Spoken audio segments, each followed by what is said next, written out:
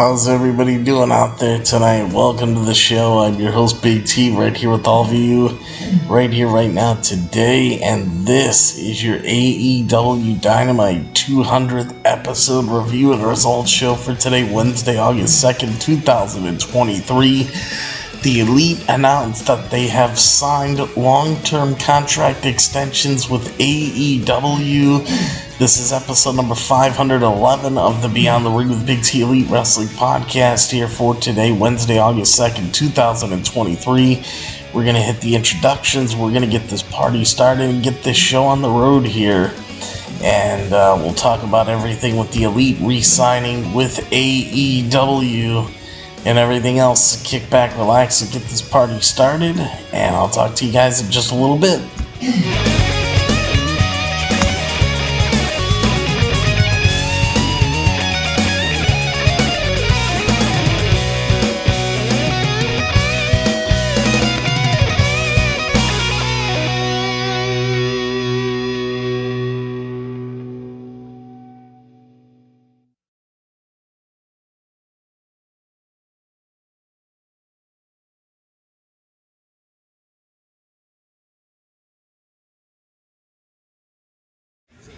This is M-Dog20, Matt Cross. We're in Cleveland, Ohio, and you are checking out Beyond the Ring with my man, Big T.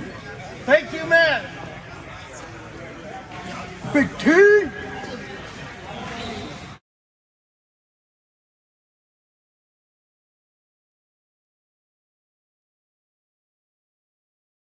Hello, this is EC3 of TNA Wrestling, and you are so very fortunate because you are watching Beyond the Ring with Big T. This is the bad boy Joey Janela, and you're watching Beyond the Ring. Big T.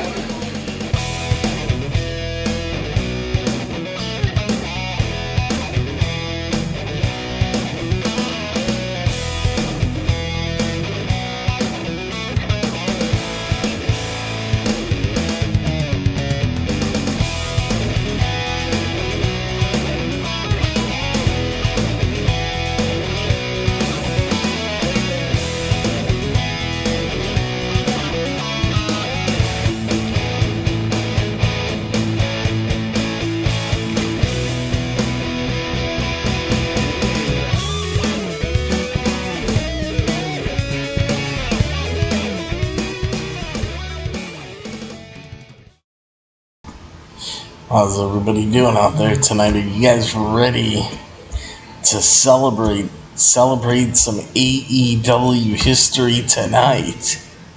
I know I am. Welcome to the show, everybody. Your host, Big T, right here with all of you right here, right now, today. And this is episode number 511 of the Beyond the Ring with Big T Elite Wrestling podcast here for today, Wednesday, August 2nd, 2023. And guess what? This is your AEW Dynamite 200th episode review and results show. I'm super excited. What a show that we had tonight. History was made. The Elite stay elite and are staying with AEW for how long it is unknown, but they have signed multi-year extensions with AEW, and I'm sure a lot of that has to do with the Vince McMahon effect, because if you remember when Triple H was in full control, just about 6 months ago, when we were on the road to WrestleMania 39, there was talk of Kenny Omega and the Elite jumping ship over to WWE. But see, after WrestleMania, Vince McMahon kind of popped his head back in the door, and creative in WWE has been going down the toilet again. So, the Elite have decided to stay, and I can't say I blame them one bit.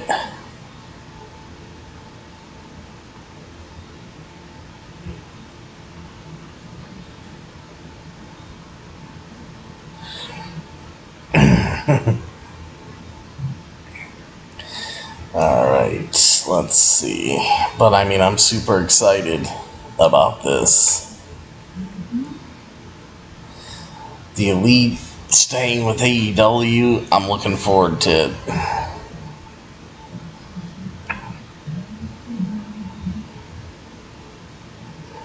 Let's see here.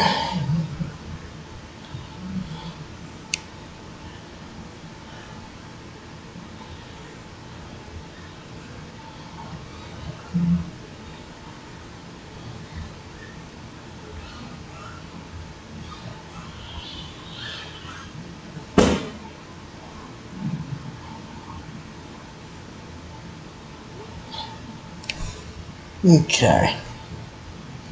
Let's take a look here. I'm going to pull up the story now. Alright. Because I have it here. They don't specify how long the contract extensions are for.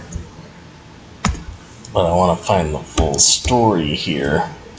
Vince McMahon, by the way, in more serious trouble. I might touch on this a little later. Vince McMahon was served a search warrant and a federal grand jury subpoena today.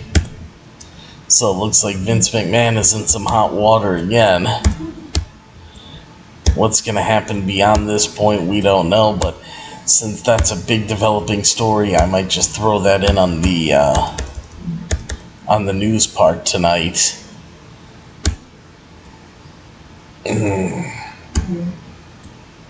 Trying to find the story with the Elite. Okay. There are details here. Because I did see when this story broke. Alright, I think I'm getting close to it now. And yes, there it is. Okay. So this report came out at about 11:30 a.m. I think 11:22 a.m. to be exact. Details on the Elite's new AEW contract signed before the 200th episode of AEW Dynamite tonight. When it comes to AEW,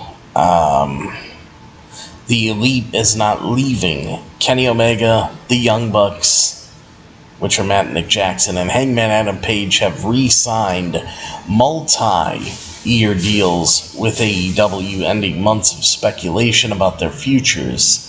Furthermore, Kenny Omega and the Young Bucks will retain their executive vice president roles within AEW.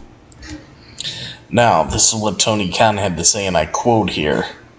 I am excited to share that Kenny Omega, the Young Bucks, and Hangman Adam Page will be staying in AEW for years to come. That's what AEW owner Tony Khan said in his statement. Continuing on with this quote here, we look forward to celebrating the great news with fans around the world. Tony Khan also confirmed that the new deals with the Elite were signed before tonight's 200th episode of AEW Dynamite, where Kenny Omega and the Young Bucks will take on Jay Lethal, Jeff Jarrett, and Satnam Singh in trios action. All four members of the group confirmed that while they had options, the freedom AEW offered, as well as their day one connections with AEW were instrumental in their decision to re-sign. See, notice how they said first, the freedom that AEW offered, because WWE offers no freedom. When you go to WWE, you have handcuffs put on you. You are told what to do. You are a part of their machine. You are a part of their vision. You are a part of what they want you to be. In AEW, you could be who you want to be. You have creative control. In WWE, you have no creative control. You have, control over your storylines in AEW. WWE, you don't have that either. WWE, you are running to the beat of their drum and nobody else's. In AEW, you can give ideas to higher-ups. You can state your idea and state your case, and they work with you. See, this is the big difference here with the two promotions. And this is why AEW, I think, should get more in favor of WWE, especially with Vince back in the door. Now, right here. Kenny Omega says, and I quote, "Up to this point, I made the choice to sacrifice everything in the name of pro wrestling," is what Kenny Omega had to say. Continuing his quote, "I can't say that family or my kids influenced the decision to stay with AEW. I am not married and I am without kids. But what I can say is that I am incredibly proud of my match catalog and the wonderful people I've met and continue to meet. AEW not only allows me to continue doing what I do at a high level, but allows the freedom to pursue some other passions that I have in my life, which after nearly 25 years in the ring have become more and more important to me." End quote.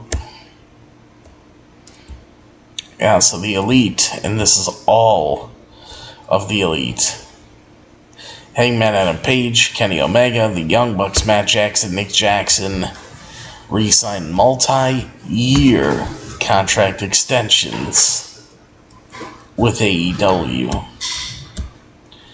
So some pretty unbelievable stuff here. Unbelievable stuff. So WWE's going to have to go back to the drawing board if they want to try to take some talent from AEW, because they're not getting any of the Elite. I'm taking a look here. You know what? I am going to get into this Vince McMahon stuff before we actually review the show, because this is a huge developing story. It is reported everywhere, so I might as well just go for it. Now, here's the things that happened. WWE had positive news to start their day.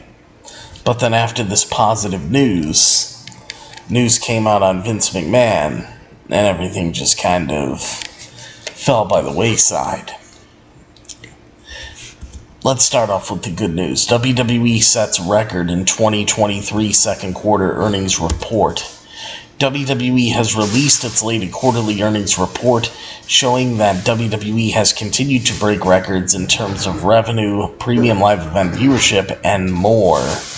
The new earnings report shows $410.3 million in revenue over the second quarter of 2023. A new record and an increase of 25% overall. WWE reports it was able to distribute $9.8 million to shareholders via dividend payouts.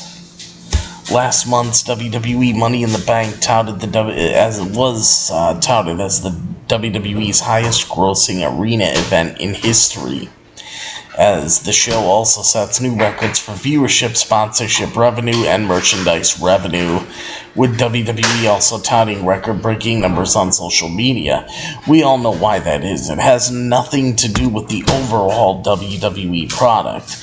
What it has to do with is WWE booking the whole Bloodline Civil War match with Roman Reigns and Solo Sikoa teaming up to take on Jimmy and Jay the Usos in the main event. That is what made the show a record breaker. Period.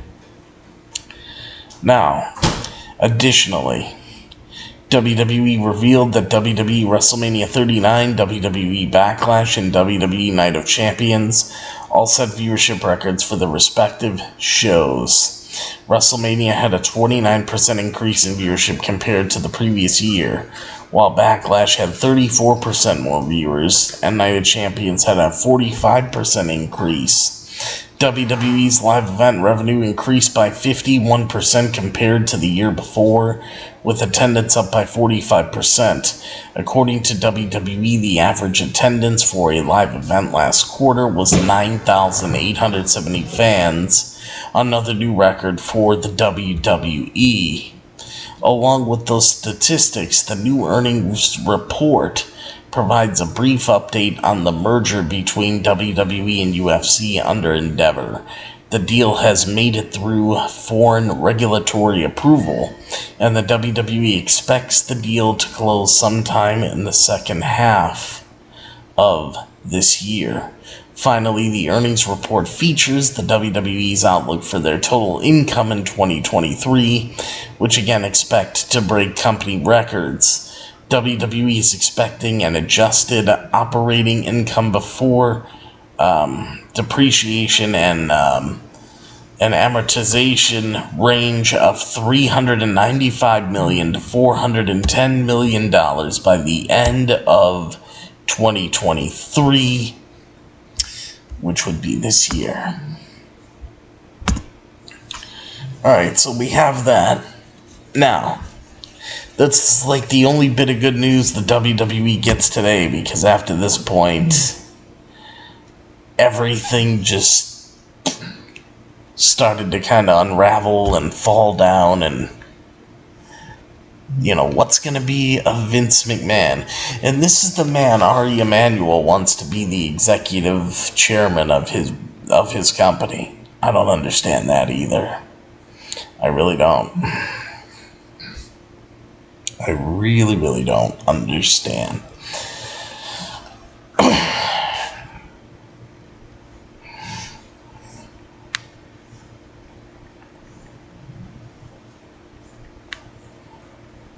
Let's see, the first story about Vince McMahon.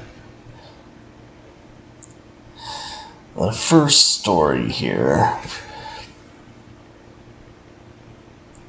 it reads like this. And who knows, Vince McMahon will probably get out of this too, though, knowing him. He finds his way out of everything. The guy is like Houdini, He'll find his way out of any sticky situation he gets himself into. Okay.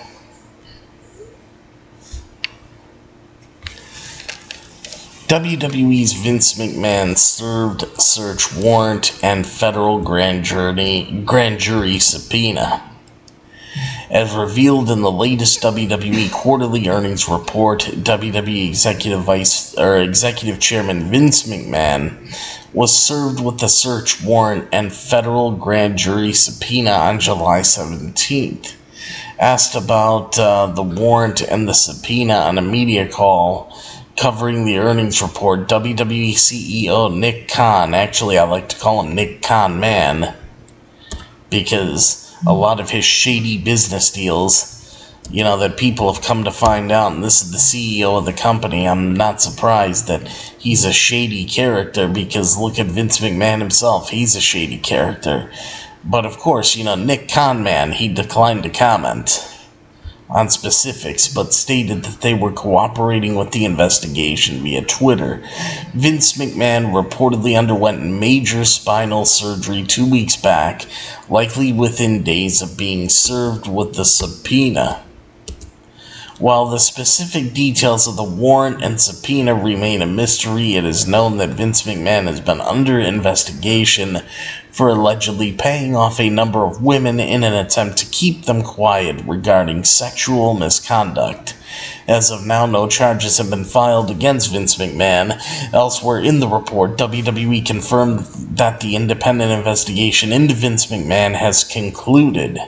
However, it states that the WWE could receive further regulatory, investigative, and enforcement inquiries, subpoenas, and demands pending outside investigations, referring to the current federal inquiry.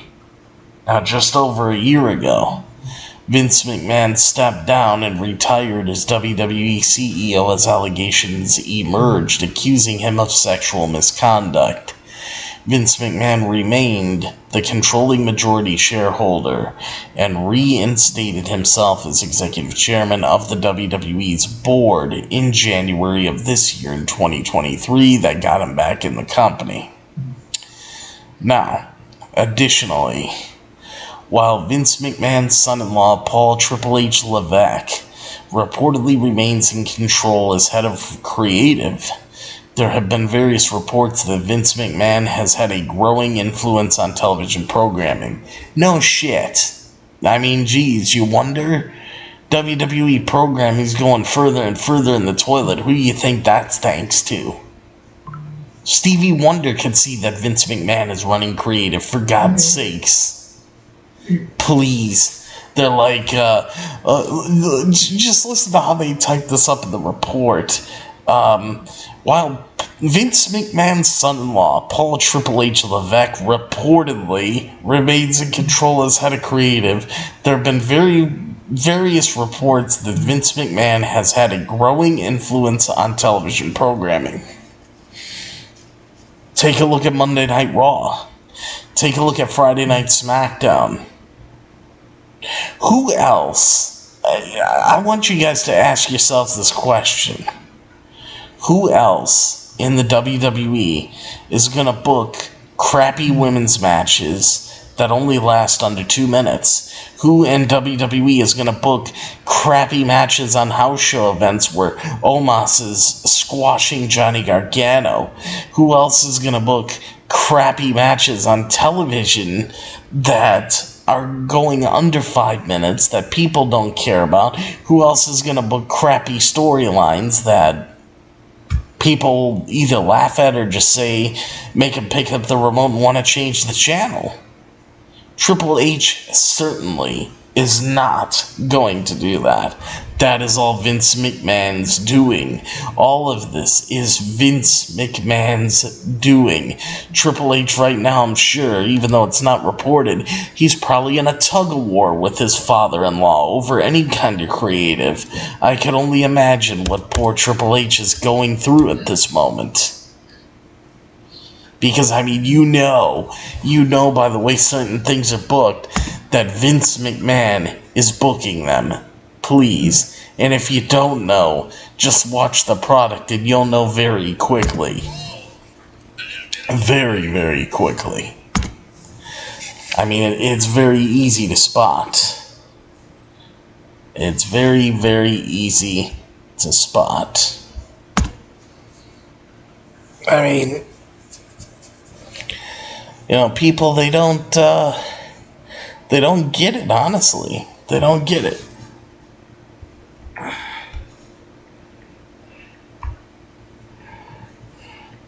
They really don't get it. So yeah, for any of you that don't know the difference between Triple H booking and Vince McMahon booking, you know, just do yourselves a favor and watch the old episodes of NXT Black and Gold. And watch WWE's main roster product.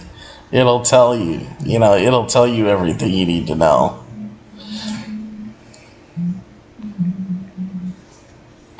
It really will.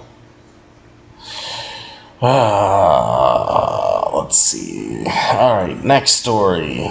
Next Vince McMahon story.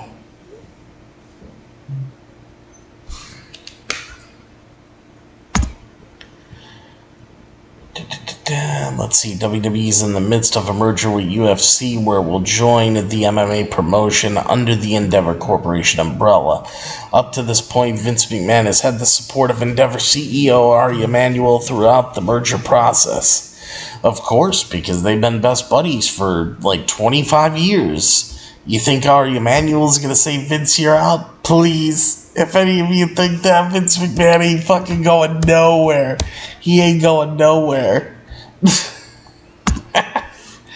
Alright, Vince McMahon on medical leave until further notice, but he still remains the WWE executive chairman. You know why? Because it's such good shit, pal. I'm sorry, whenever I talk about Vince McMahon, I have to do that, and you guys like it anyway, so it's a win-win. I gotta take a swig of some water.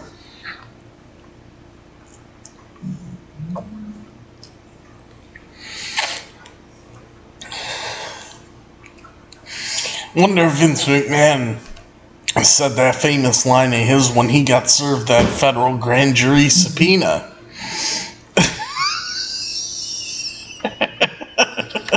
Anyway, Vince McMahon on medical leave until further notice, but remains WWE Executive Chairman. Vince McMahon is back in the headlines for a variety of reasons. WWE reported their second quarter earnings, like I spoke of on Wednesday, which led to the reveal that WWE's Executive Chairman, Mr. Vince McMahon, damn it, was served a search warrant and a federal grand jury subpoena on July 17th. This comes after the news that Vince McMahon had recently had a major spinal operation.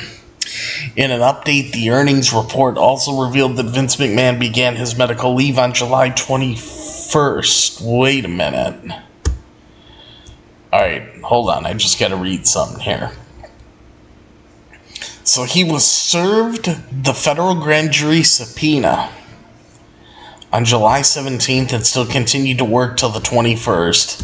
He worked for 4 days, and then he went on medical leave.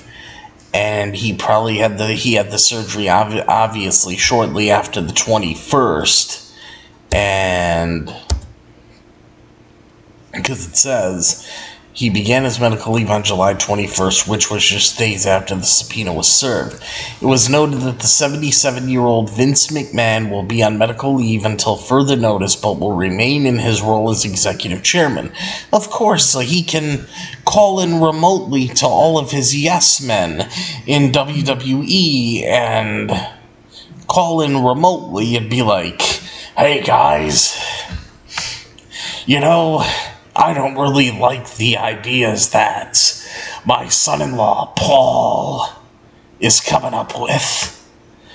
You know what I think I would like to do? I would love to see...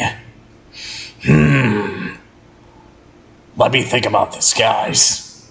You know what I'd like to see? I would like to see Natalya go one-on-one against Raquel Rodriguez, and let's have the match be, how about under 1 minute? You know why? Because that's such good shit, pal. This is how we get these matches booked. I guarantee you. He's over there looking into his computer or his phone. He's talking just like that to everybody in the boardroom. And then he says what he says. And then everybody's sitting there like, oh my God, we have to do this. And Triple H is probably sitting there like this with his head in his hands because there's nothing else you can do at that point. I mean...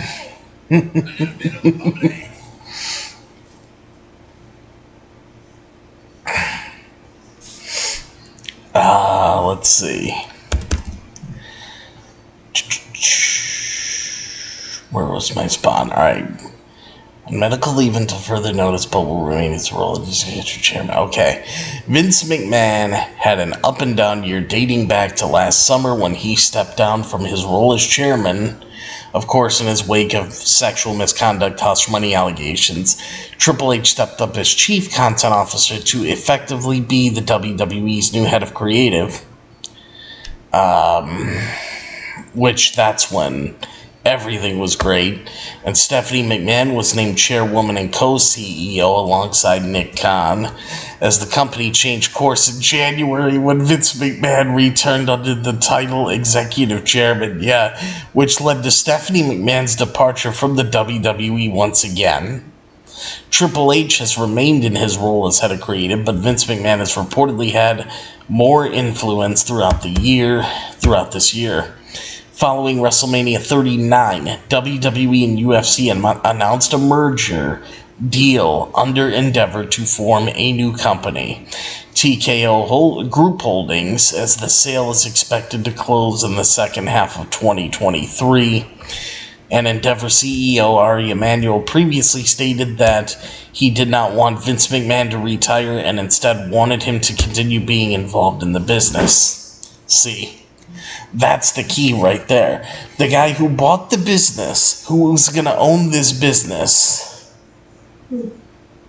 he wants Vince McMahon to remain in his position So what kind of promising future does that give you for the WWE? Not really a good one.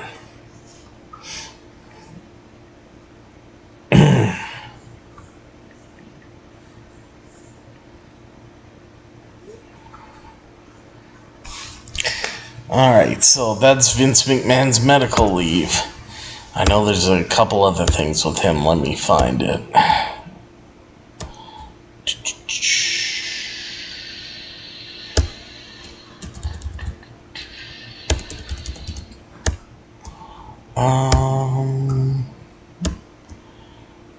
Okay. Alright.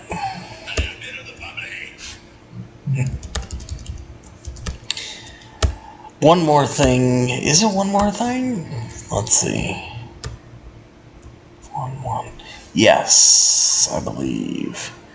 Here it is. WWE came out with a statement. WWE released an official statement. Let's see if this is something that is to make everybody feel comfortable, or if this is WWE just trying to dumb everything down by playing damage control here. I'm very curious. So let's read this statement. And this is the last bit of news on Vince McMahon, and then I have news about Tony Khan and a WWE legend a former WWE legend that he wants to appear at All In for AEW's big event at the end of this month. And then we'll get into the AEW review itself.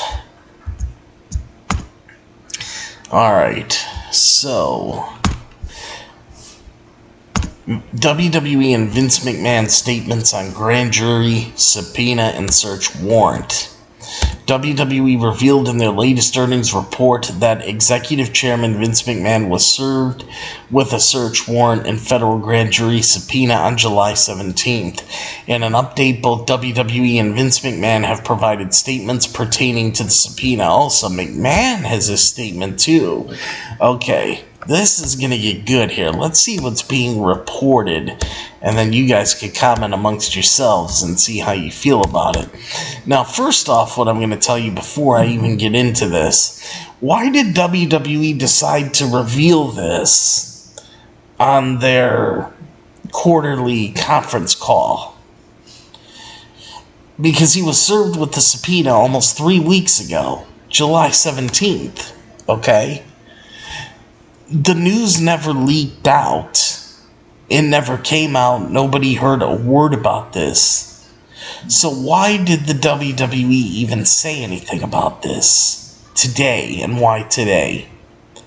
It makes me think, was this getting ready to be released by the Wall Street Journal, like the previous reports of Vince McMahon last year, how they were all released by the Wall Street Journal? Was that going to happen again, and the WWE caught wind of it, so they just dropped the bomb on the conference call today so they could get it out there first before a news outlet like the Wall Street Journal or whoever else might have their hands on this is going to let it out? I mean, I don't know, because I find it weird that if no news outlets have their hands on this and nobody has spoke of this, why is the WWE themselves just going to let it out of the bag and make it public? You would think they would sweep it under the rug, which makes me think a news outlet has to have their hands on this. They know it's coming. They know the bomb's going to be dropped. So instead of having the media drop the bomb like they did last year on the Vince McMahon situation, WWE and its board of directors decided that they are going to just let it out of the bag now. And, this is what we get. That's my assumption. Let me know what you guys think, but that's what I'm thinking on how this went. Now, Vince McMahon stated in 2022 that WWE formed a special committee to review allegations of misconduct against me. That review was concluded in November of 2022. This is all quoted by Vince McMahon, so this is his words. following an extensive investigation. Now, throughout this experience, I have always denied any intentional wrongdoing and continue to do so. I am confident that the government's investigation will be resolved without any findings or of wrongdoing. I'm sorry. I don't mean to laugh, really. I don't mean to be insensitive, but I mean, the ego of this man, the ego of this man is just on a whole nother level. I mean,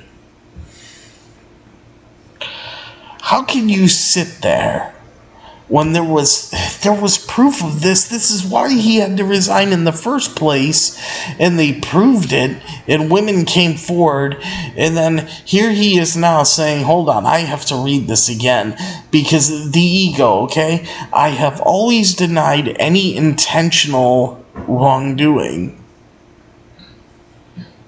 and continue to do so, so he continues to deny it. And where the ego gets bigger, I am confident that the government's investigation will be resolved without any findings of wrongdoing. Really now. But when there was an investigation last year, when the Wall Street Journal dropped the bomb, everybody discovered, Vince, that you had nearly $20 million of company money paid in hush money payments to 16 different women because of your sexual misconduct. And now you're trying to backtrack and saying that you're never going to find any wrongdoing after they found wrongdoing last year, and then you had to step down and resign, and then you had your attorney, Mr. Jerry McDevitt, who's actually retired now, but Mr. Jerry McDevitt, in his last case for Vince, worked his ass off and got Vince back into the executive chairman's seat. And now Vince wants to backtrack and say, you're never going to find anything wrongdoing. Doesn't that sound strange to you? And just incredibly egotistical? I mean, am I the only one? I think you guys kind of gotta see where I'm coming from here. But Vince says, I am focused on completing the recovery process from my recent spinal surgery and on closing our transaction with Endeavor, which will create one of the prominent global sports and entertainment brands. Yeah, you know why, Vince McMahon? Why is Vince McMahon staying so focused on closing the transaction with Endeavor? I'll tell you why. Vince is basically giving you answers without giving you answers here. Because let me explain something to you. The only reason why Triple H is even still there is because the company is still owned by the McMahons. It has not switched over to Endeavor yet. Even though Endeavor bought it, the paperwork is not done. Until that paperwork is 100% done, it's not Endeavor's company, which means Vince McMahon is still on that outside looking in. That's why Vince McMahon is not in the back, in gorilla position. Why he's calling in remotely, because he can't be there yet.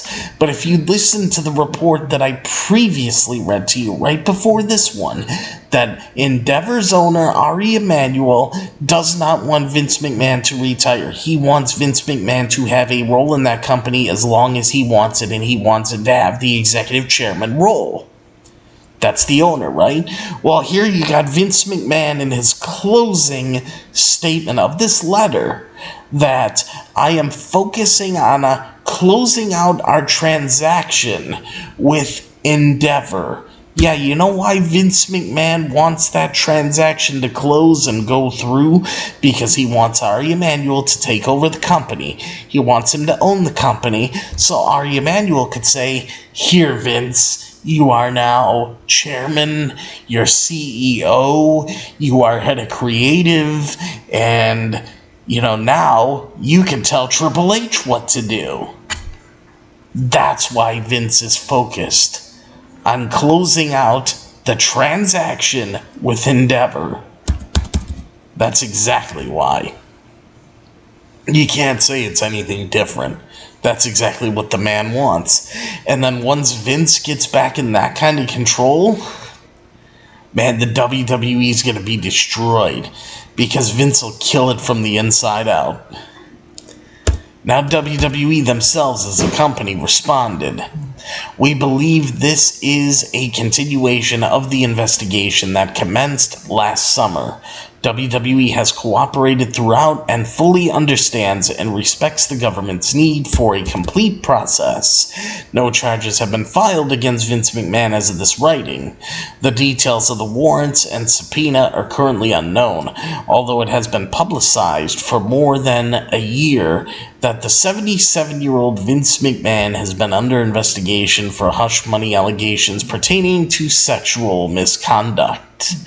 Vince McMahon underwent major spinal surgery on July 21st, just 4 days after being served the warrant. He is currently on medical leave until further notice, as WWE confirmed that Vince McMahon will indeed remain executive chairman during this time as WWE continues closing in on its merger deal with the UFC and Endeavor. And we know right there who is closing in on its merger deal with UFC and Endeavor. It's Vince McMahon, because he stated in the letter. Vince McMahon probably had whoever in WWE write that fucking letter. Please, don't give me that shit. I can see right through this, for God's sakes. Oh my God. Alright. Let's get into some AEW now. That's all the WWE's craziness and Vince McMahon and everything going on with Vince McMahon. But, you know, the only thing I can say about it is, too, you know, no charges have been filed, of course. You know why no charges were filed? Let me explain something to you guys, and this is where we'll leave the Vince McMahon story until more is reported. Why were no charges filed? I'll tell you why. It'll never be reported, but I'll tell you exactly why no charges were filed against Vince McMahon. I guarantee you, it's never been reported. There's no way for us to ever really know. But if you think about it and you really try to put these pieces together one by one and make this puzzle fit, this is the only thing that I think could have happened. Because you know Vince McMahon would have never willingly retired on his own. Look at how he got back into the company because he can't handle being retired. So I guarantee you, Vince McMahon, he did not want to retire in the first place. He even said in the letter, if you remember, when he retired, that he was given bad advice or whatever by people around him to step down when he didn't really want to. So he admitted it himself that he didn't want to all that time ago. But here's the whole thing. Guarantee you that it was brought to the attention of Vince McMahon by the federal government that we will not seek charges against you.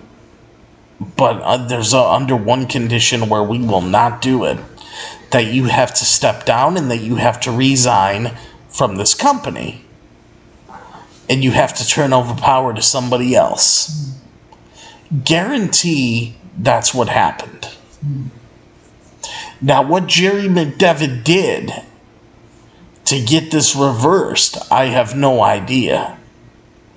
But whatever Jerry McDevitt did right after the new year to get Vince McMahon back in, how did Jerry McDevitt weasel around that, where Vince stepped down because they wouldn't bring charges forward against him at that point, but then Jerry McDevitt obviously weaseled his way around it, and then all of a sudden, new year, oh, Vince, you know what? You could be executive chairman now. Well, What did McDevitt cut a deal with the federal government? Or did Vince pay off the federal government to get off his back just so he could get back in his executive chairman position? I'm telling you, this is like one big conspiracy theory. It's a very fishy, sketchy situation here. I'm just calling it like I see it. I'm here to give you guys what I feel. I'm here to give you guys my opinion. It's your guys' job now to take everything I said with my own opinion and with the stories that I've read. You have to come to a conclusion yourselves on what your feelings are about this whole situation. I just gave you mine. Now it's your turn to come up with your own conclusion to this story. But anything else breaks on Vince McMahon, you know where to come to hear all the juicy news. Okay. So now let's get on to AEW and talk about some AEW stuff. Because I do have stuff here. Some news just broke with more details on the Elite's new contracts. So let me get into this. More details on the Elite's new contracts with AEW. AEW celebrated its 200th episode of AEW Dynamite tonight. They kicked off the celebration in a big way earlier this morning, announcing that Kenny Omega, the Young Bucks, Matt Jackson, and Nick Jackson, and Hangman Adam Page had all agreed to long-term extensions with AEW. As the dust continues to settle on the major announcement, more details are emerging regarding what this all means. In the terms of the lengths of the new deals, Fightful Select reports that one of the new contracts is said to run for at least 4 years. It is unknown if that is the case for all the new agreements, however, and it was also unclear if the deals matched up, potentially creating a situation where the Elite's collective contracts would not be up at the same time. AEW and the Elite were said to have reached these new deals over the past few weeks. In regards to WWE, it appears that while WWE was interested in Kenny Omega, Hangman Adam Page, and the Young Bucks, serious talks between the two sides never ended up occurring. As for the ongoing issues between the Elite and CM Punk, CM Punk's return to AEW this past late spring, early summer, did cause a slowdown regarding negotiations between AEW and the Elite, though it ultimately proved to not be a significant factor regarding a potential Elite-Punk feud.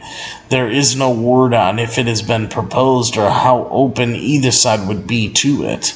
However, it is said that there has been some movement towards a potential match between the Young Bucks and FTR, which could lead to the two teams facing off in the ring for the first time since April of 2022.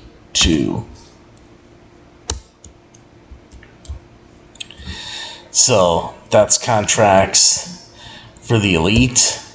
And then the other contract news I have as far as AEW superstars go, because I do have some here. The Dark Order reportedly re-signed multi-year AEW contracts. The Elite is not the only group whose future in All Elite Wrestling is now secure. On the heels of the news that Kenny Omega, Hangman Adam Page, and the Young Bucks, Matt Jackson, and Nick Jackson have re-signed with AEW, Fightful Select reported that the Dark Order recently also signed new deals with AEW. Alex Reynolds, Evil Uno, and John Silver got 3-year extensions that run through the year of 2026. Evil Uno brought the news to light on Wednesday when he retweeted AEW's announcement about the contract extensions for the Elite. And Evil Uno tweeted out, Dark Order also re-signed. Evil Uno wrote, "Where's our press release?" End quote. Dark Order has been a constant in AEW since AEW's earliest days. Debuting at the Fight for the Fallen pay-per-view in 2019, its journey has been far from smooth. A show-closing angle on Dynamite at the end of 2019 in which Dark Order attacked the Elite was panned by critics. Dark Order rebounded under the leadership of Brody Lee, valued by light-hearted segments on Being the Elite. Its popularity grew, and Brody Lee won the AEW TNT Championship, but the end of Brody Lee's title reign was the last match of his career and his life, as Brody Lee died from a rare lung disease in December of 2020. Fans rallied behind the Dark Order's remaining members, and an alliance with Hangman Adam Page propelled it back into main event matches. Over recent years, the Dark Order saw its membership dwindle as Alan Angels and Stu Grayson left AEW, though Stu Grayson has since returned to AEW. Anna Jay and Preston Vance jumped to other factions, and Colt Cabana faded into a backstage role. Now, Alex Reynolds and John Silver and Evil Uno soldiered on. They are regulars in the rebooted Ring of Honor and recently impressed in a fight without honor against the Righteous, which is Vincent and Dutch, and their former stablemate Grayson at Death Before Dishonor. So, got the Dark Order, who will be around for a while too. Just to let you know. And let me see.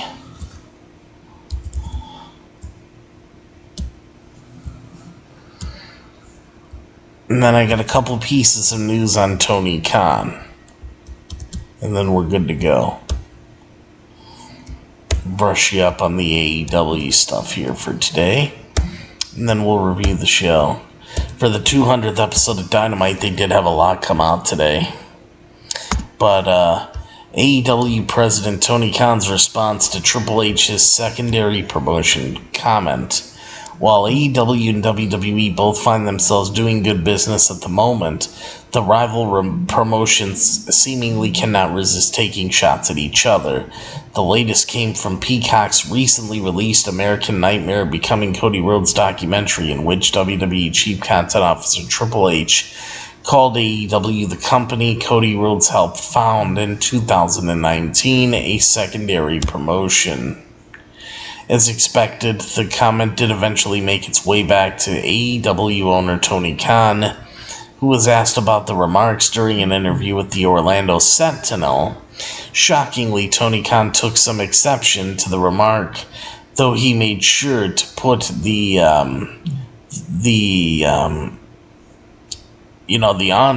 onus on Triple H and not Cody Rhodes. Tony Khan says, and I quote, "We certainly will not be the secondary promotion at All In," Tony Khan says. "We are number one in the UK. We are the number one in the UK on TV, and with a record gate, I have a lot of respect for Cody. I know these were not his words, to be fair, but we are not secondary in a lot of markets. For the first time in a long time, WWE has been secondary in a lot of markets. I'm proud of where we are at, and we are not taking a back seat to anybody. While AEW does trail WWE in both ratings and attendance at the moment, Tony Khan is not wrong about AEW's success in the UK. AEW has gained a strong foothold across the pond thanks to TV deals with ITV and ITV4. Furthermore, AEW has currently sold well over 70,000 tickets for All In, making the Wembley Stadium event taking place on August 27, 2023, one of the highest attended wrestling events in history, including outdrawing several WWE events. As of this writing, the ticket sales stand at an estimated 77,000 plus tickets have been sold for All In. Alright, so that's the first piece of news with Tony Khan. Here's the next piece of news. Tony Khan promises first announcements for AEW All In on tonight's AEW Dynamite 200th episode.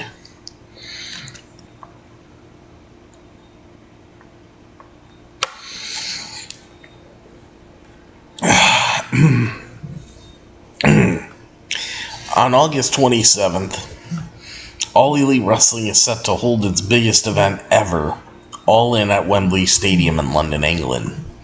As of now, no matches have been announced for the big show. However, that will change on tonight's 200th episode of AEW Dynamite. Speaking with the Orlando Sentinel, AEW co-owner Tony Khan... why did they put that in the report? No, it's AEW owner, not co-owner. God, they did a typo there. AEW owner Tony Khan stated that he's had special plans for tonight's episode for quite some time. And I quote, this is what Tony Khan had to say.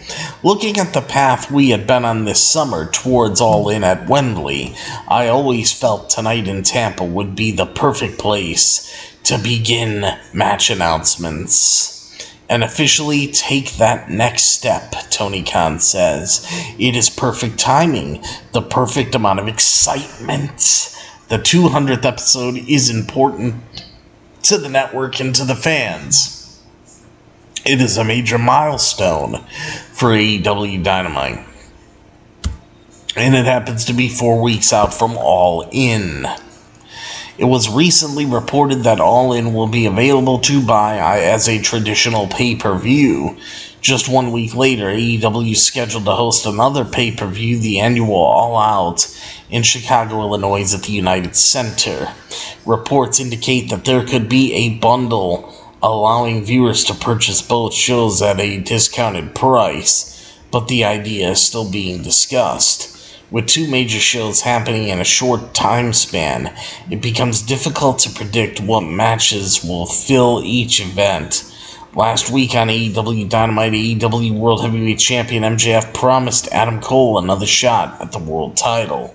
Additionally, last Saturday's Collision featured CM Punk confirming that his bag held another AEW World Championship, declaring that he never lost the title. Punk spray-painted his iconic X symbol on the championship, which symbolizes straight edge, with Ricky Starks coming out to challenge CM Punk for the title.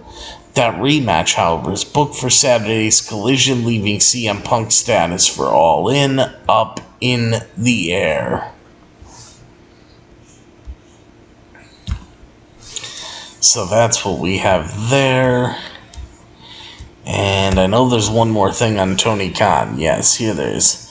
WWE Legend reportedly being discussed for AEW All In at Wembley Stadium. AEW's first UK event is shaping up to be quite the show.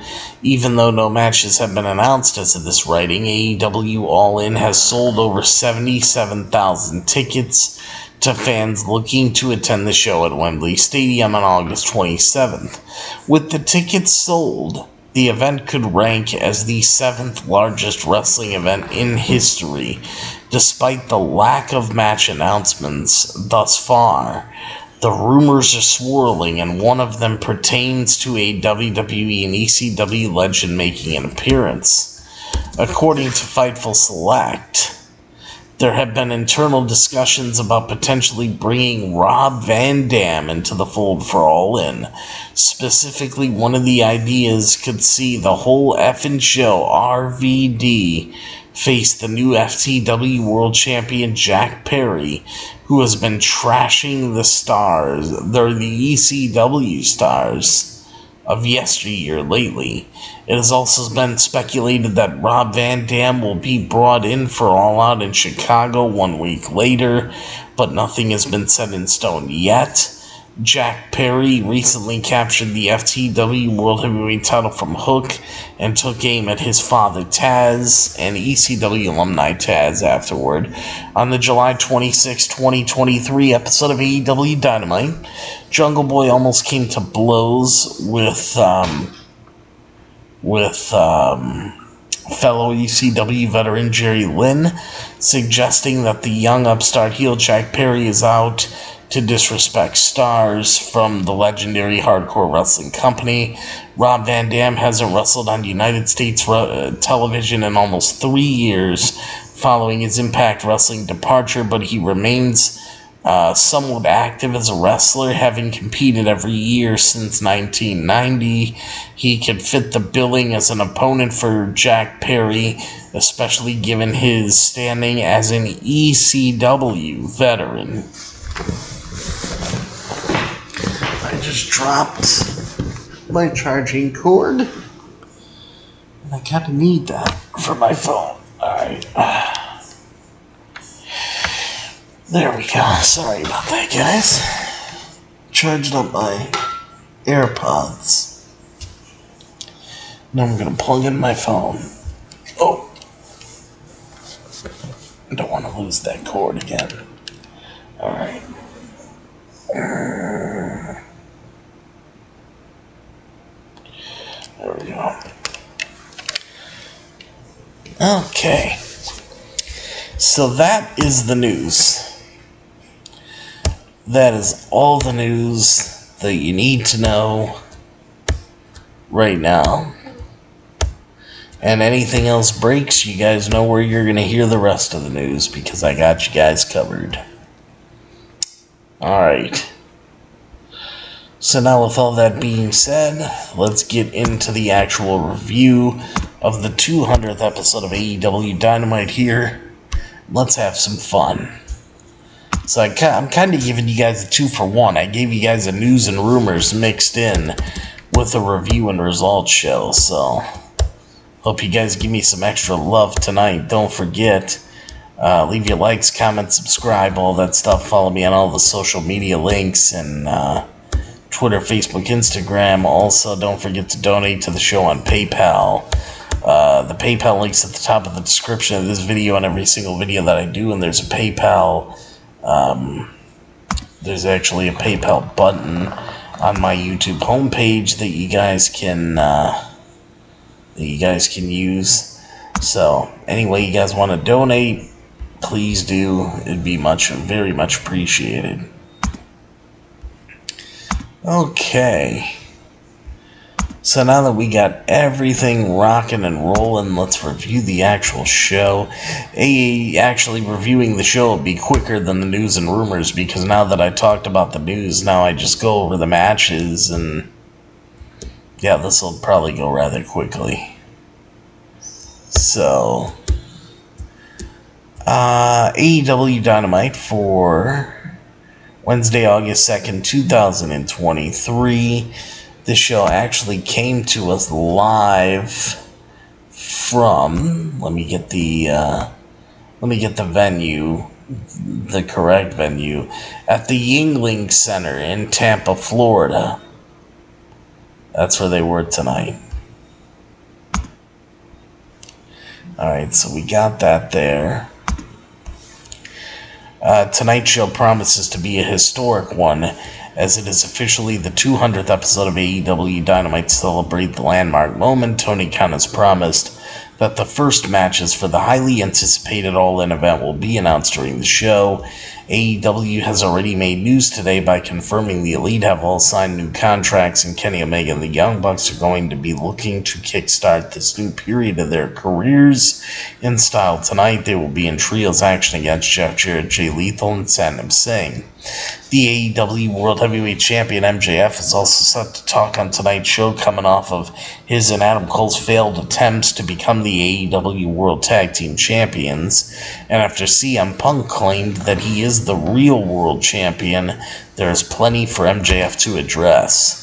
There is also going to be championship action on the show in the women's division, as Toni Storm will be defending her AEW Women's World Championship against Hikaru Shida, as the battle between the Outcast and the original stars continues. Aussie Open will be defending their recently won Ring of Honor World Tag Team Championships as well, when they compete against Commander and El Hijo del Vikingo.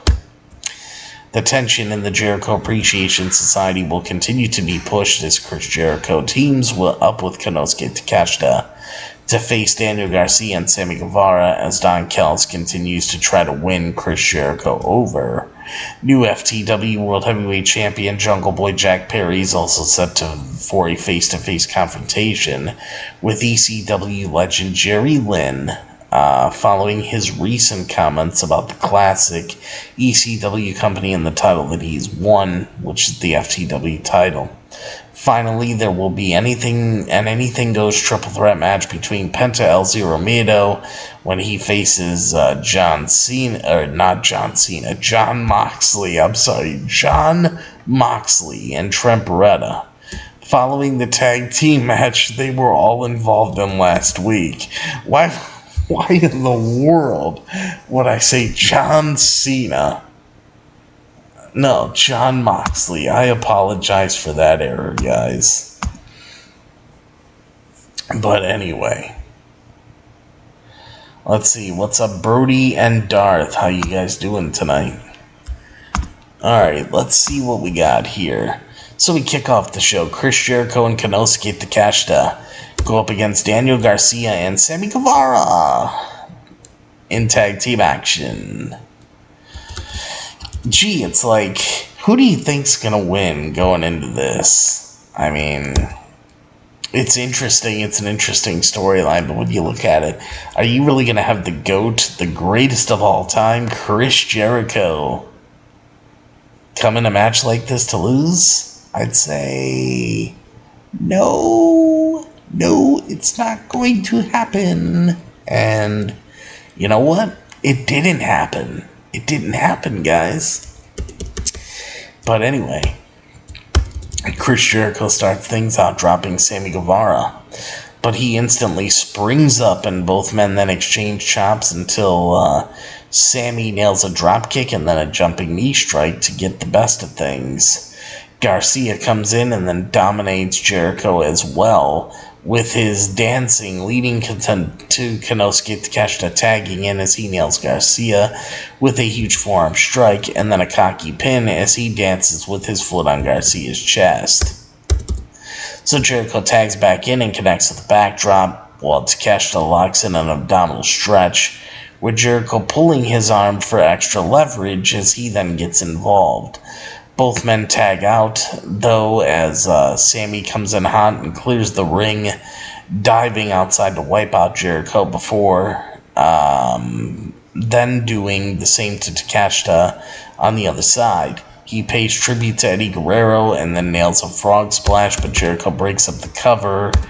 And Jericho and Garcia brawl in the ring, but that creates a distraction so Takeshita can hit a Blue Thunder bomb, and then the walls of Takeshita, because, Takeshita's trying to do the walls of Jericho. Jericho then tags in, but is immediately hit with the Spanish Fly. Yet Jericho kicks out as Garcia tags in, but is immediately dropped by a codebreaker from Jericho, yet Garcia kicks out this time. He fights back with a flying kick, and this time Takeshita breaks things up. Sammy nails him with a thrust kick, and then hits a shooting star press from the top rope all the way down to the floor. It was beautiful, beautiful move. Jericho aims for the Judas effect in the ring, but Garcia blocks it as he manages to lock in the Dragon Tamer. But with the referee distracted, the official, Don Callis, breaks that up by using Floyd, Jericho's baseball bat, Floyd the Bat, to smash Garcia right in the head. Jericho then catches Don Callis and is shocked at first, but then goes and, covers his JAS, Jericho Appreciation Society stablemate, with the 1-2-3 and the pin and the win.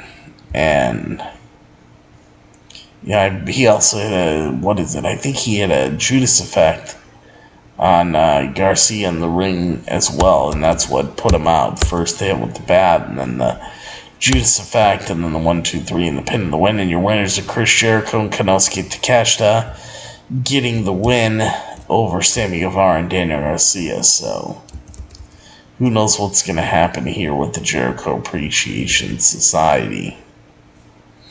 I really don't even know myself. I really don't. I mean, it's kind of confusing. You don't really know what they're going to do. So, I mean, there's a few things that are kind of making you think, like, whoa, which way are they going with this? Because I really don't know. Anyway, let's see what we got. Exactly. Happy AEW Dynamite 200th episode. Many more to come, I hope. I hope so, too. AEW's been doing an amazing job. But yeah, Jericho to cash to win. Then Tony Khan is shown backstage where he introduces a video clip of AEW's history to date. Daddy Magic Matt Menard then confronts Chris Jericho backstage and says next week there will be a mandatory JAS meeting. Because I forgot which reporter. I think it was Renee Paquette tried to stop Jericho backstage asking questions and whatnot about what just happened out there. But, Matt Menard that gets involved and says there'll be a mandatory JAS meeting. I mean, I think next week is it. It's decision time. Where's Jericho going? Is he sticking with the JAS? Or is he going with Don Callis and join the Don Callis family? I personally hope Jericho joins the Don Callis family, because I think that will make for an interesting dynamic. Chris Jericho's always been very, very close to Don Callis, so you finally bring that close friendship and you put it on screen. I think it's gonna do awesome.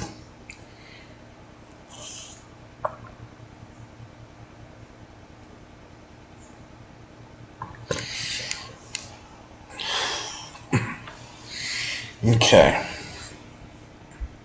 Let's take a look here at next.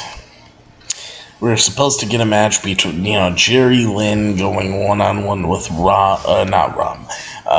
Jack Perry.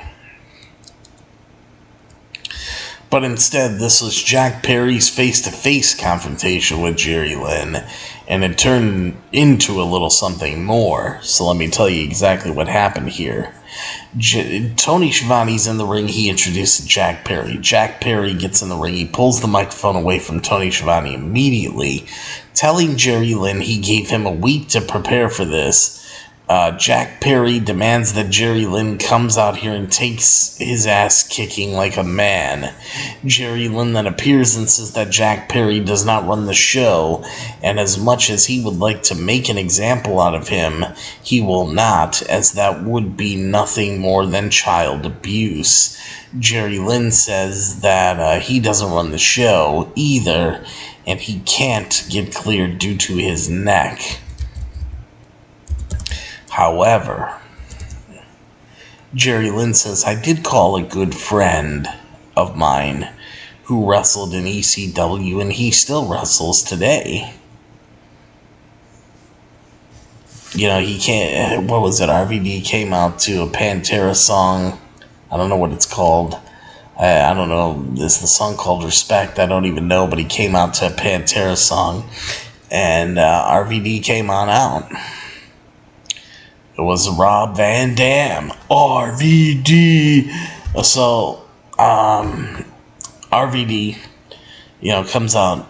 Jack Perry backs away at first, but then attempts to sneak back in the ring and hit RVD with a chair, but RVD avoids it by trying to hit the Van Daminator to Jack Perry to kick the chair back in his face, but, RVD tries to kick Perry, but Jack Perry then escapes through the fans in the crowd, and I'm excited to see where this is all going to lead. Can't wait to see RVD wrestle again. But Rob Van Dam debuts on the 200th episode of AEW Dynamite. FTW title match is set for next week on AEW Dynamite, so by stealing the FTW World Heavyweight title from Hook, Jack Perry has awakened the ghost of Extreme Championship Wrestling's past. First, he was confronted by Jerry Lynn, who is not cleared to compete here. And let's see. Give me a second here, guys. Let's see.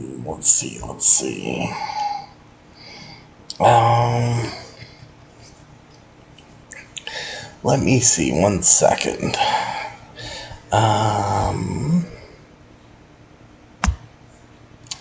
I have to, let's see.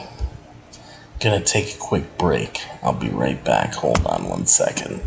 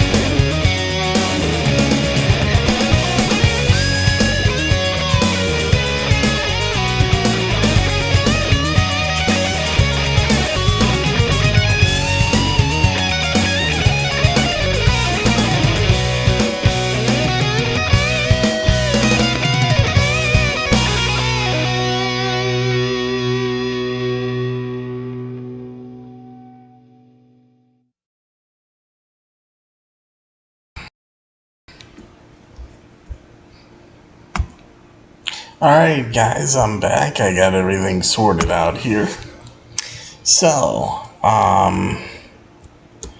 let's see, what am I taking a look on here? Okay.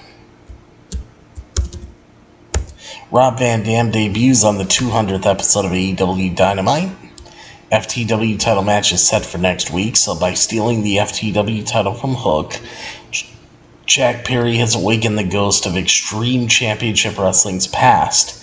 First, he was confronted by Jerry Lynn, who is not cleared to compete in a wrestling match.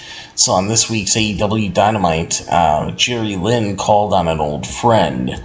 Former ECW World Television Champion Rob Van Dam made his AEW debut, walking out to the sounds of his classic entrance theme, Walk, by Pantera. Okay, the song is Walk. And confronted by Jungle Boy on Wednesday, Jack Perry on Wednesday. Jack Perry tried to attack Rob Van Dam with a steel chair, but Van Dam avoided the attack, and Perry escaped through the hostile crowd. Later in the show, RVD appeared in a backstage interview to say that he will be facing Jungle Jerk on next week's AEW Dynamite episode for the FTW World Heavyweight Championship. Jungle Boy has been FTW champion since the July 19, 2023 episode of AEW Dynamite, when he debuted a new villainous persona complete with a new look and a new theme song, as Jungle Boy's match with RVD will be his first title defense since winning the FTW title. So there you go. Had a little bit of news on that for you, which I'm glad I was able to give you something there. Okay. Let's keep this going forward as we're making good time. Let's see, what's up, Hunter? It was a good time watching AEW with my Pacific Punch Monster Energy. Also good to see Tony Khan is still taking. I got hyped when I saw the old intro with all the colorful lights and the old version of the song Dynamite. Yeah, this was just awesome, And it had the old entrance, everything, They gave it that classic feel tonight. But let's continue on here. Got a match. Triple threat. Anything goes match. Penta, LZ Romero, Jon Moxley, Trent Beretta. Beretta launches himself at Moxley as he makes his entrance, and Penta then does the same to him as Moxley manages to get control. Manages to get control, though, biting the head of Beretta until he is nailed by a trash can to the head from Penta.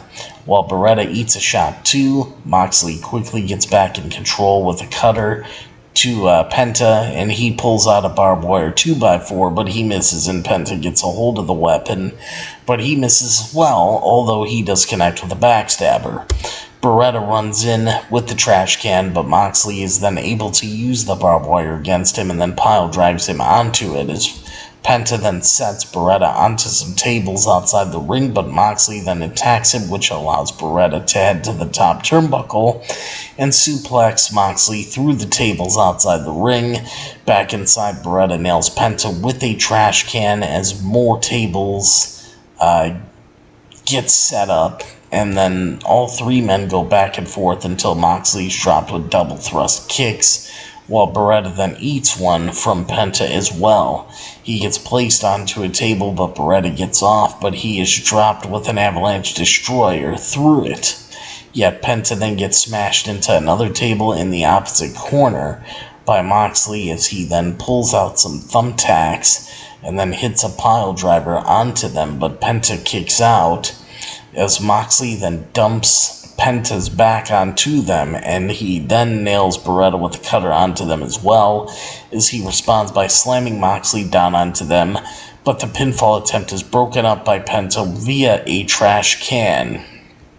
So, they all hit each other until Moxley nails a King Kong lariat to Beretta and then the paradigm shift to Penta. However, Beretta runs in with a knee strike to Moxley, and then Beretta steals the win by covering Penta for the 1-2-3 and the pin in the win. Your winner is Trent Beretta. I thought this was a great match. I thought it was fun.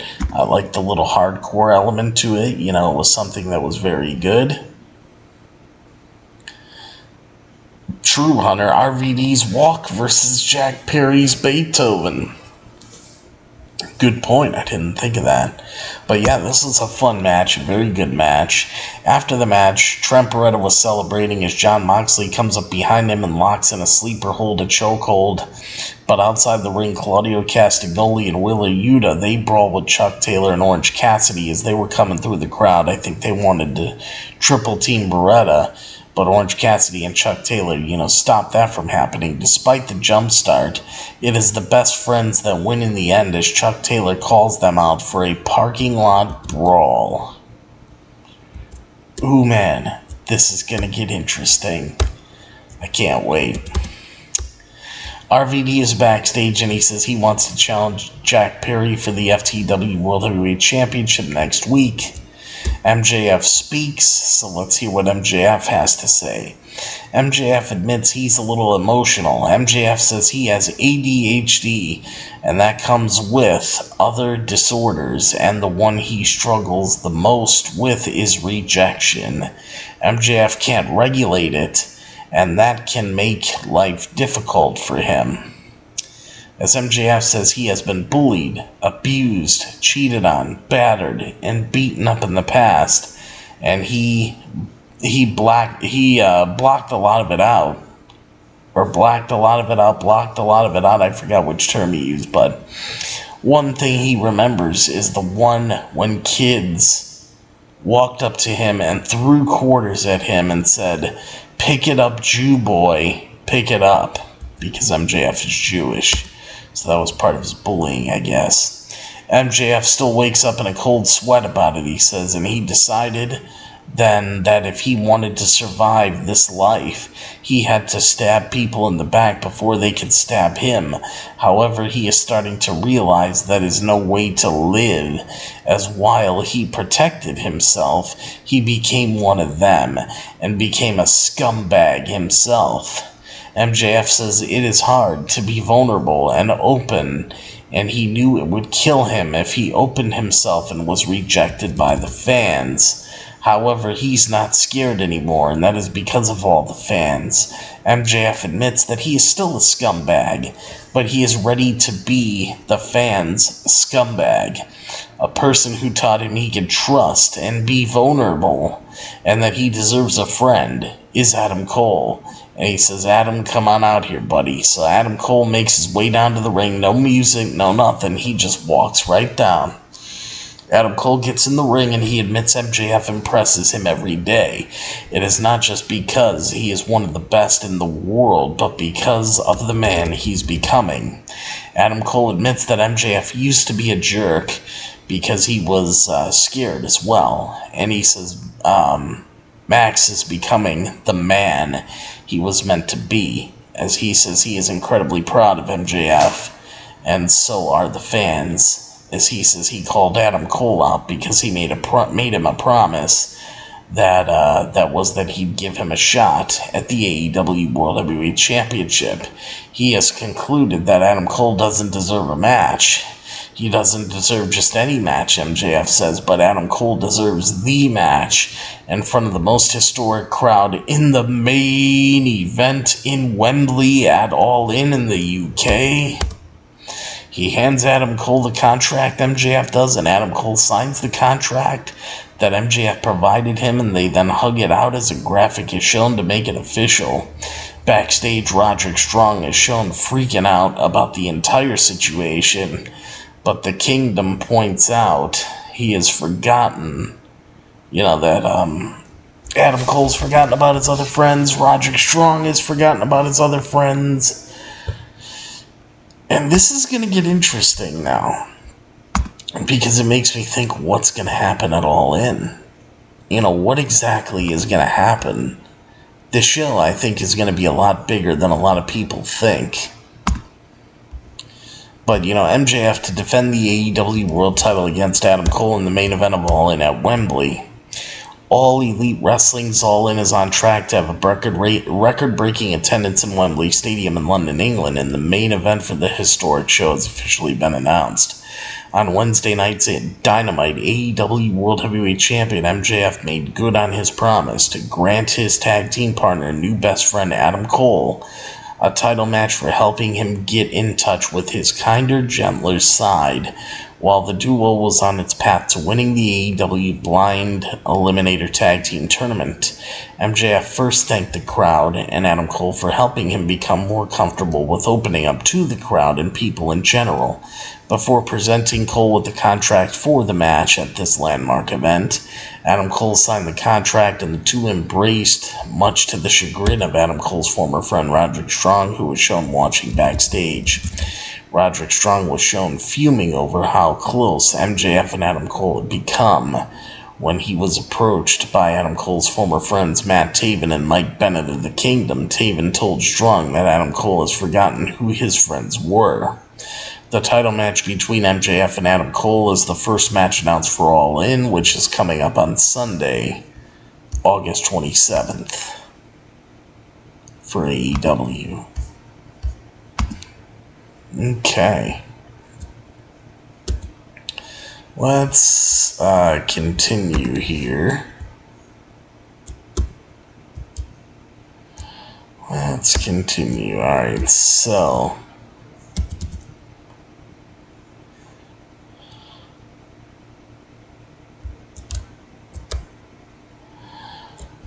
okay. Next part of the show.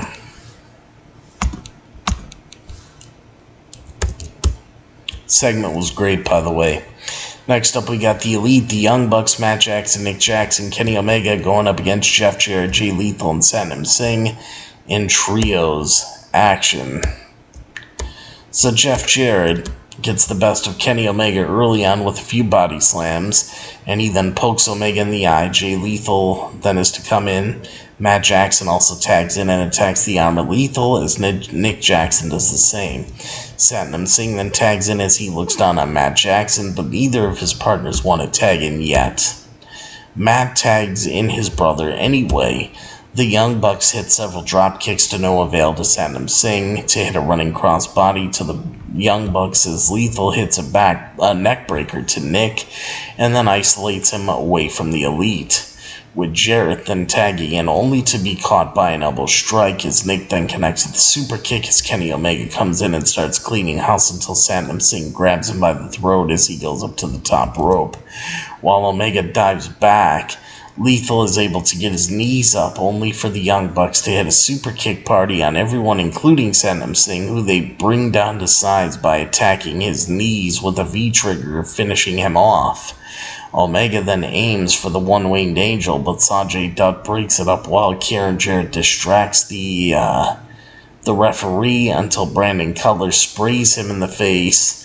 And then the Hardy Boys, Matt and Jeff, appear and they attack Sanjay Dutt. Meanwhile, in the ring, Jeff Jarrett tries to use his guitar, only for Hangman Adam Page to appear and hit a buckshot lariat on him.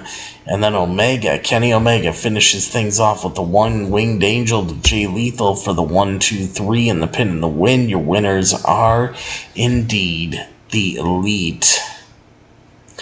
After the match, Hangman Adam Page then says they have all re-signed with AEW.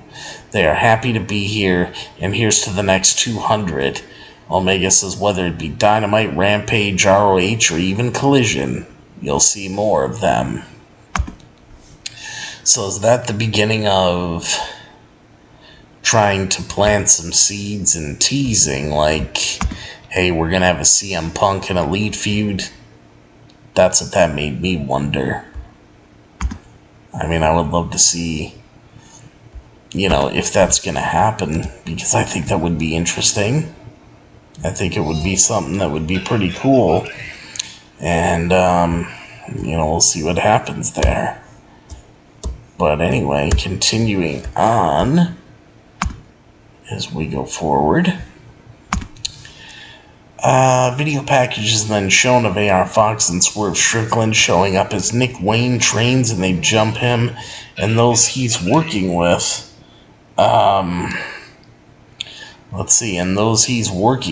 ends up leaving Nick Wayne a bloody mess. So, and it was brutal.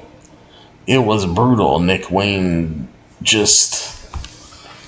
the puddle of blood that was left in that ring when he was training was unbelievable.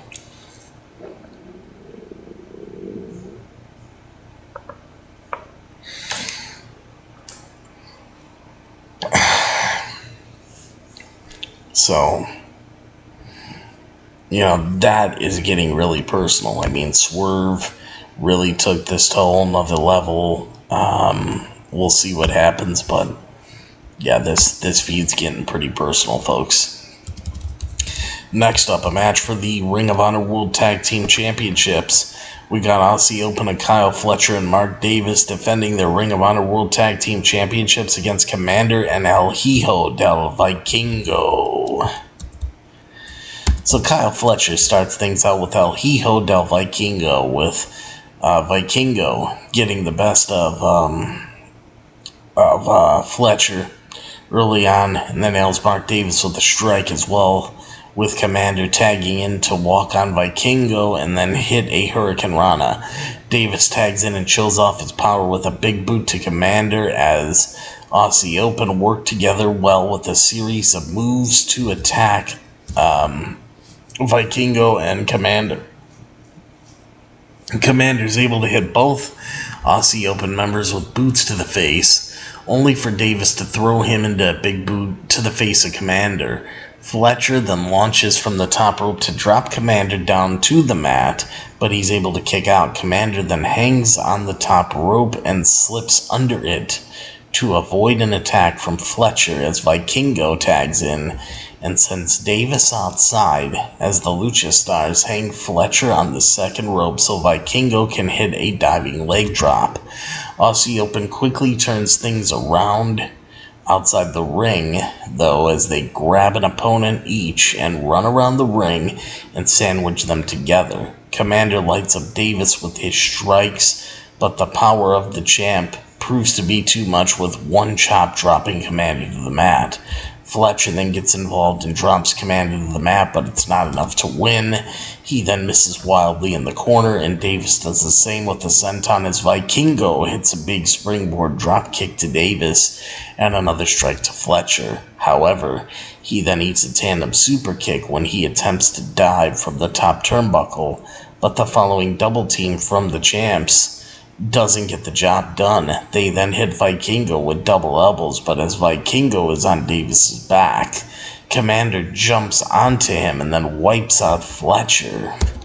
So the two of them then hit double moonsaults from the top rope down to Aussie Open, which is followed by a double 450 splash to Davis, only for Fletcher to break that up. Now, outside the ring, Fletcher launches Vikingo into the barricade, but Commander misses with his next aerial attempt as the champs then squash him with a double clothesline before nailing another double team move, slamming Commander face first onto the mat for the 1-2-3 and the pin and the win. Your winners and still the Ring of Honor World Tag Team Champions is indeed Aussie Open of Mark Fletcher and Kyle Davis.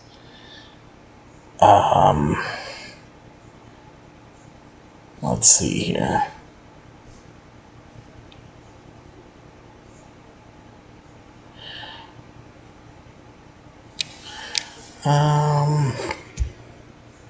Let's see.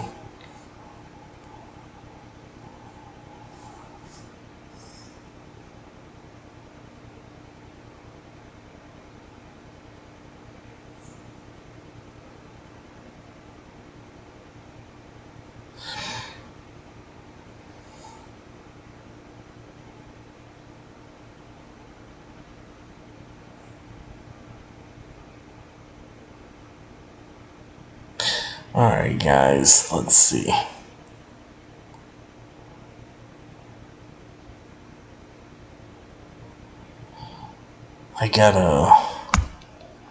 Hold on here. I gotta fix something real quick. Hold on, just a little bit of technical stuff going on. Give me 1 second here. Give me 1 quick second. Hold on. Be right back.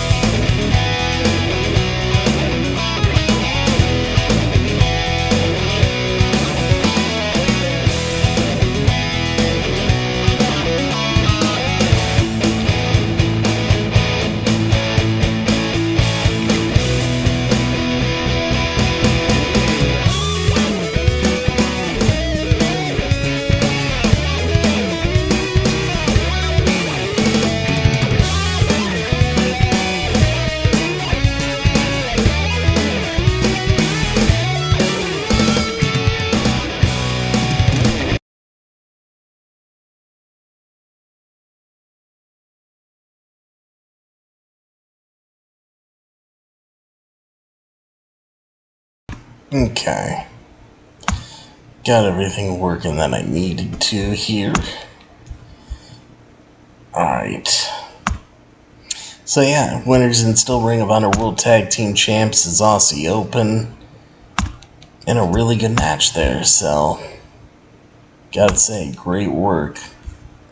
Great work in that match. And then finally, guys, we're at the final match. The main event of the evening here is a match for the AEW Women's World Championship. We got the AEW Women's World Champion Toni Storm defending her AEW Women's World Championship against Hikaru Shida. So, Hikaru Shida immediately takes the fight to Toni Storm. The two women brawl back and forth until Toni Storm retreats. She heads back into the ring, but is dropped with a shoulder tackle straight away as Shida continues to dominate things early on. Outside the ring, Shida connects with the knee strike and then launches Storm into the barricade. But Toni manages to swipe the leg, so Shida's head bounces off the barricade.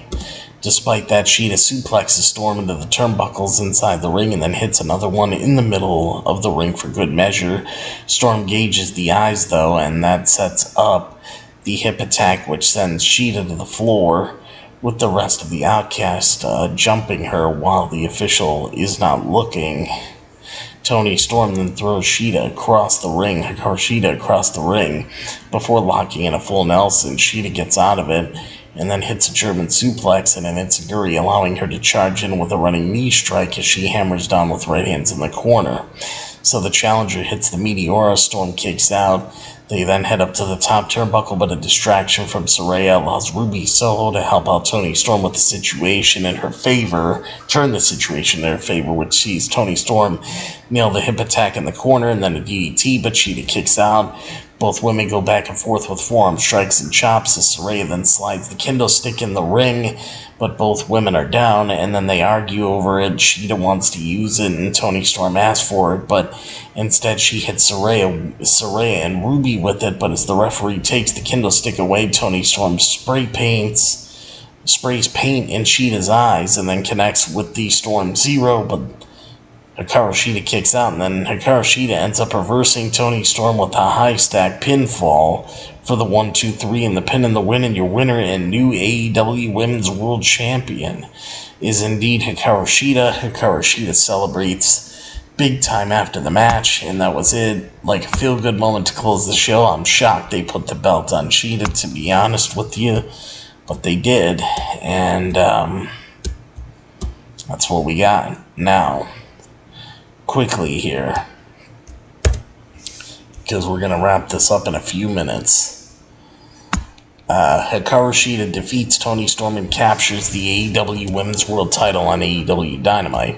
Hikaru Shida is back on top of the AEW Women's division as she won the AEW Women's World Championship for the second time by defeating Toni Storm in the main event of the 200th episode. And 200th episode of AEW Dynamite on Wednesday night. Shida's championship win comes more than 2 years after Dr. Britt Baker DMD ended her record-setting first title reign as AEW Women's World Champion at the Double or Nothing pay-per-view in May of 2021. Shida held the title for 372 days, carrying AEW's women's division through the lean times of empty arenas and restricted attendances during the COVID-19 pandemic. Now champion once again, Shida will likely carry the AEW Women's title into Wembley Stadium in London, England for the All-In pay-per-view, where a crowd approaching 80,000 fans is expected, as a stark contrast to the sparse and sometimes non-existent crowds that Shida performed in front of during her first title reign. Toni Storm was in her second reign as AEW Women's World Champion, which comes to an end at 66 days. Toni Storm held the AEW Women's World Championship for another 76 days during her first reign, which began after she won the title vacated by Thunder Rosa. Shida's win also comes at a time when the AEW's women's division is under increased scrutiny, as a fan holding up a sign reading "Book the Women's Division Better" was shown during last week's AEW Dynamite as Britt Baker and Taya Valkyrie faced criticism following a match between them last last month, or last week, I mean.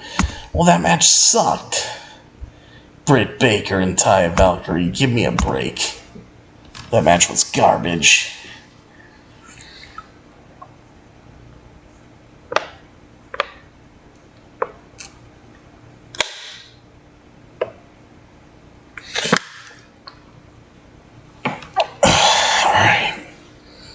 Alright, quickly guys, last story, and then I'm rating the show and I'm getting out of here.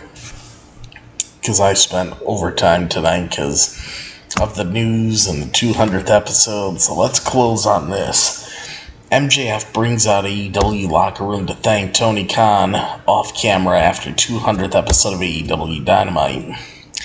AEW celebrated the 200th episode of AEW Dynamite tonight after the live broadcast ended with wrestlers coming out on stage to thank Tony Khan. AEW World Heavyweight Champion MJF led the post-show festivities, calling Tony Khan a visionary and also crediting the Elite and Chris Jericho for taking the chance on the new company when it was still being formed. MJF says, and I quote, "All of them created an alternative," MJF said, "and that alternative gave opportunities for guys like your AEW World Heavyweight Champion, who is over as fuck, to be the best version of ourselves that we want to be. So, Tony, what I wanted to say to you is, from the bottom of my heart, is thank you." MJF went on to specifically thank Tony Khan for, quote, "making me a very rich man come 2024, end quote. Moments earlier, MJF alluded to a past opportunity he had to sign with WWE, but added that he would have been given an overly ethnic Jewish gimmick in the company. After he was done speaking, MJF said there were other people who wanted to thank Tony Khan. That was followed by many wrestlers and other personnel coming out on the stage, while graphic reading "Thank you, Tony Khan" was displayed. Graphic was displayed, but Tony Khan then tells everyone, and I quote, "It means the world to have all of you here," Tony Khan told everyone gathered. And Tony Khan says, and I quote, "I wanted tonight to be special," end quote. Tony Khan briefly appeared during Wednesday night's broadcast to thank viewers for watching AEW Dynamite over its 200 episodes. As for MJF, he will defend his AEW World Heavyweight Championship against Adam Cole at the All-In pay-per-view later this month. It is the first match announced for the big event at Wembley Stadium in London, England. Ticket sales are approaching 80,000 tickets sold for what Tony Khan told fans Wednesday will be hopefully the biggest show ever in the world. End quote. There you go, guys. A great night, a great celebration, and I'm glad that I got to be here with you guys to talk about it and just have some fun with it, because this really was awesome.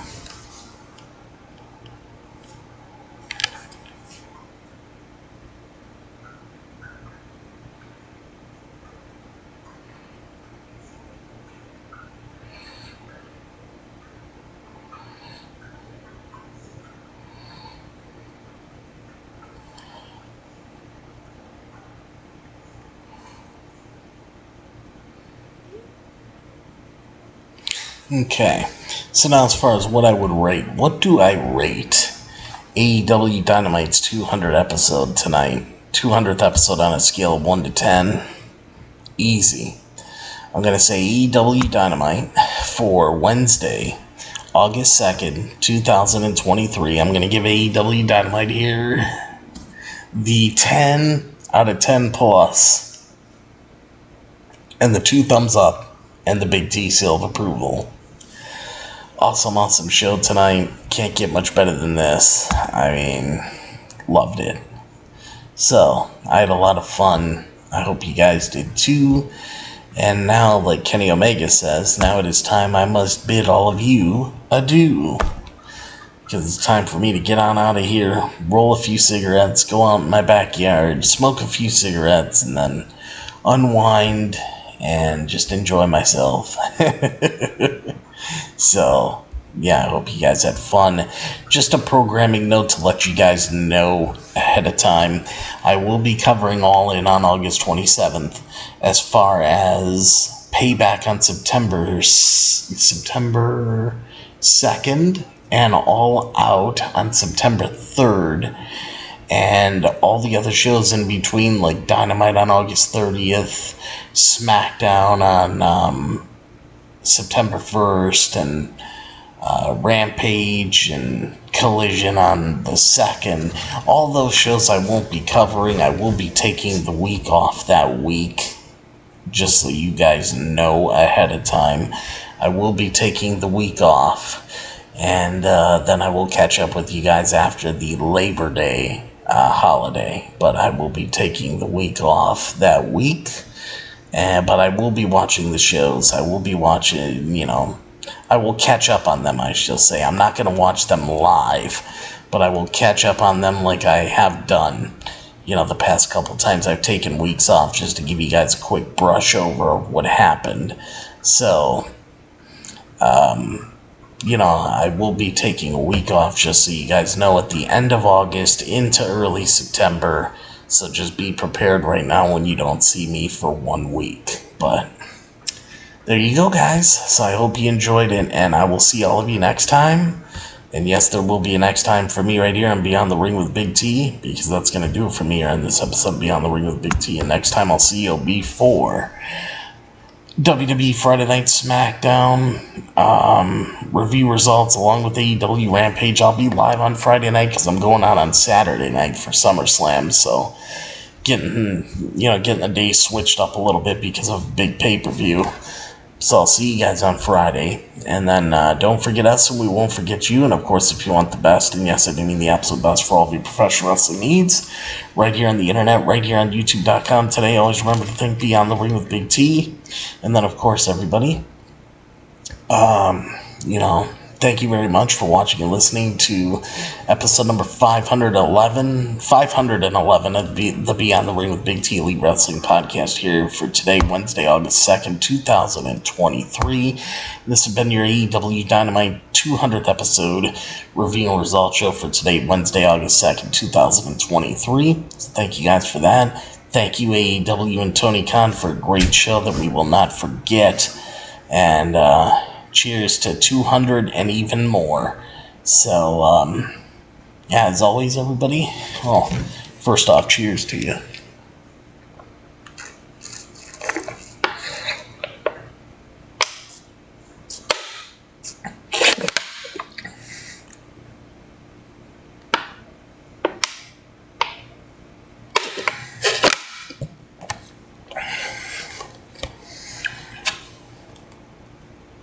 Water's done. Alright, so, of course, everybody, as always remember and never ever forget that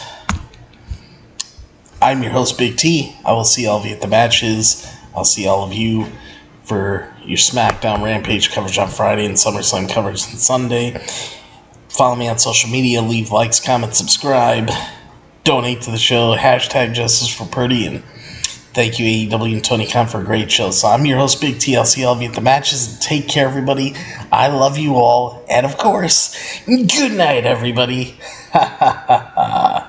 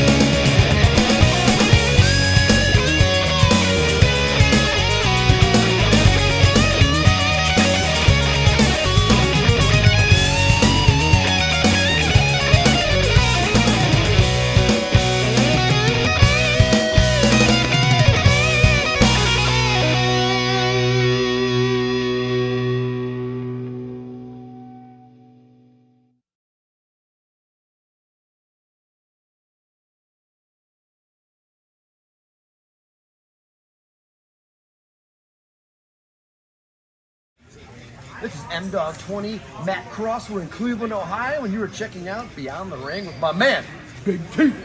Thank you, man. Big T.